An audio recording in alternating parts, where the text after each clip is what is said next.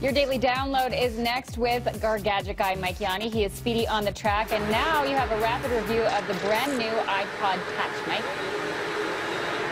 Yeah, and Jill, you know what? There's no denying that the iPod, it really changed the music industry. But the fact is, for the past few years, the iPod Touch, Apple hasn't done a lot with it, but they finally updated it. They released a brand new one. Question is it worth updating to? We take a look with the rapid review.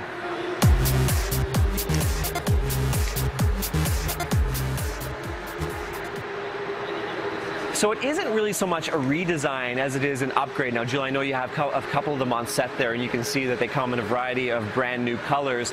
Other than that, they look exactly the same on the exterior, but Jill, it's what's on the inside that has really changed.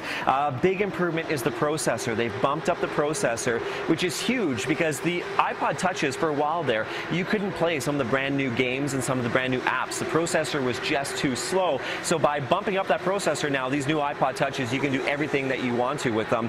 Some of the other features include a new 8-megapixel camera. Now I have a side-by-side comparison, and you can see for yourself the difference between the older generation, the 5th gen iPod Touch, and the 2015 iPod Touch. And you'll see there's a big difference in the color on the screen there. The grass is much more green and more vibrant color with the new iPod Touch. So definitely enhanced colors and better pictures. And for the first time, Jill, they bumped up the storage to 128 gigabytes. That's big because some people were saying, well, I've got gigs and gigs and gigs of music. I don't have enough to have my music and my apps and my games on the same device. Well, now you have the best of both worlds there.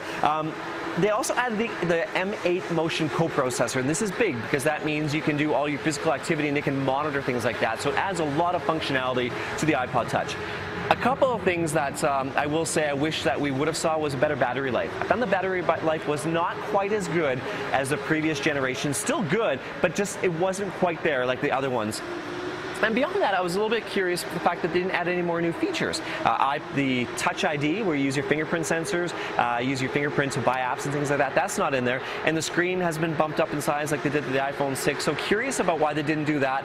However, it does keep the price point down, so maybe that is why they did that. I will say, though, Jill, bottom line, nothing competes with the iPod Touch at this point. When it comes to music and a multimedia player, it still wins hands down. And with that wraps up the Daily Download.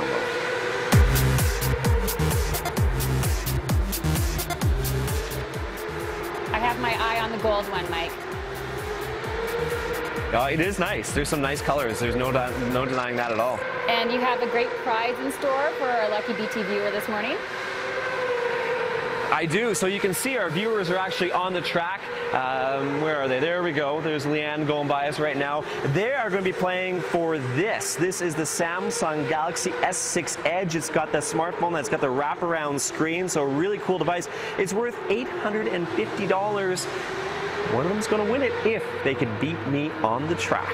So we'll meet them coming up when I see you next. All right. Looking forward to that, Mike. Thank you very much. A great prize in store.